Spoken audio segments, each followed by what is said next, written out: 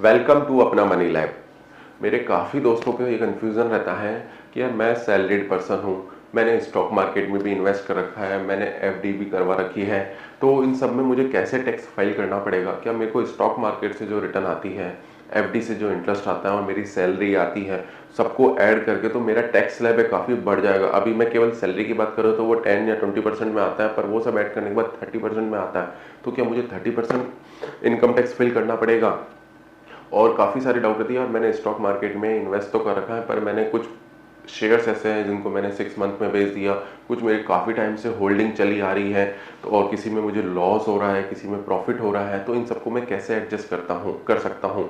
क्या मेरा केवल पोर्टफोलियो पूरा रेड है, मैंने पूरा लॉस बुक कर रखा है, तो क्या मुझे इनकम टैक्स में ये सब दिखाना ज़रूरी है? इस टाइप से कन्फ्यूज़न हमें बहुत ज़्यादा रहते हैं। तो इस वीडियो में मैं आपके इस टाइप के सारे डाउट बहुत ही आसान तरीके से क्लियर करने जा रहा हूं, तो एंड तक मेरे साथ बने रहिए।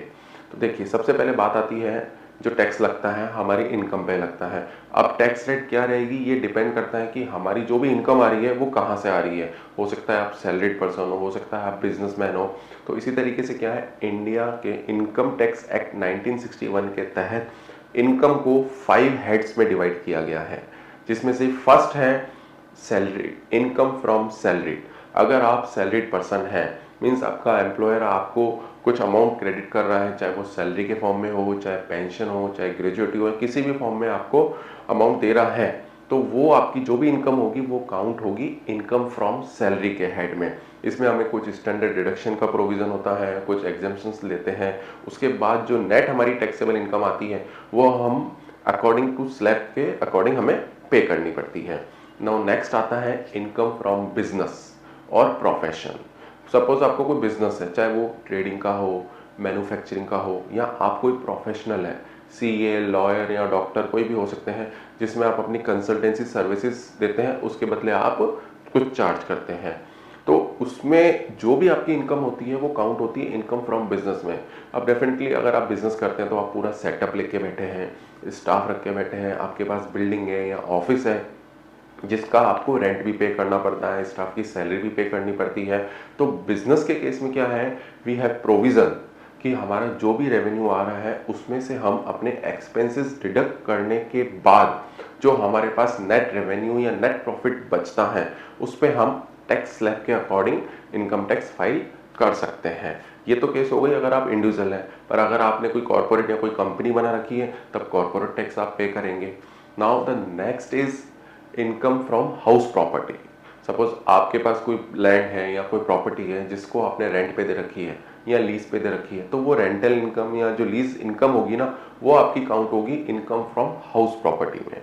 नाउ इसके बाद मोस्ट इंपॉर्टेंट बात आती है, हेड आता है इनकम फ्रॉम कैपिटल गेन। जी हाँ, जब कोई आप अपनी कैपिटल असेट्स सेल करते हैं, चाहे वो आपकी प्रॉपर्टी हो या आपके स्टॉक्स हो या म्यूचुअल फंड हो या बॉन्ड्स हो, उनको सेल करने से जो आपको गेन होता है वो इस हेड में आता है, जिसे हम बोलते हैं इनकम फ्रॉम कैपिटल गेन। अब लास्ट आता है fifth, income from other source of.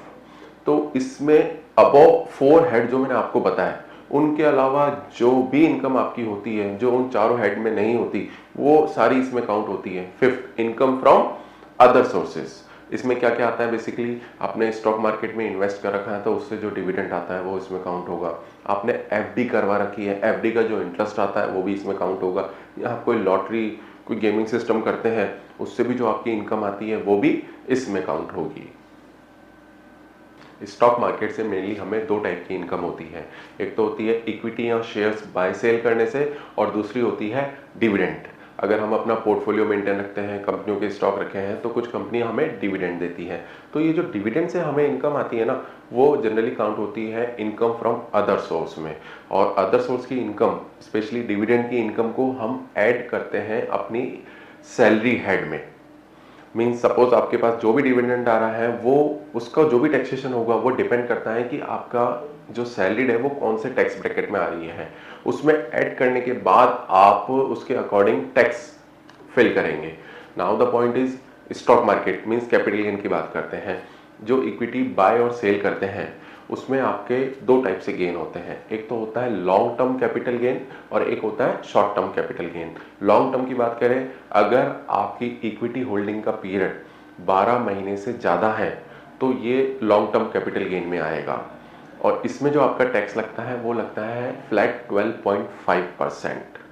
और शॉर्ट टर्म कैपिटल गेन की बात करें, अगर आपकी इक्विटी होल्डिंग जो है 12 मंथ से कम है और वो सेल करने पर आपको कुछ गेन होता है तो वो आता है शॉर्ट टर्म कैपिटल गेन में।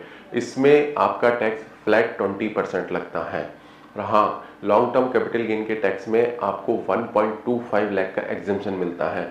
एक एग्जांपल लेते हैं, सपोज आपका लॉन्ग टर्म कैपिटल गेन बन रहा है 2 लाख रुपीस, आपको एग्जेम्पशन मिलेगा 1.25, मीन्स आपको इनकम टैक्स पे करना है केवल 75,000 पे, वो भी एट द रेट ऑफ 12.5% के अकॉर्डिंग। और हाँ, हमें कई बार कंफ्यूजन रहता है कि यार मैं तो फुली स्टॉक मार्केट में इन्वॉल्व हूँ, मैं इक्विटी इंट्राडे भी करता हूँ, शॉर्ट टर्म भी करता हूँ, लॉन्ग टर्म भी करता हूँ, यार मैंने तो फ्यूचर एंड ऑप्शन में भी बाय सेल करना शुरू कर दिया। ये सब जानने के लिए please watch my next video. Thank you.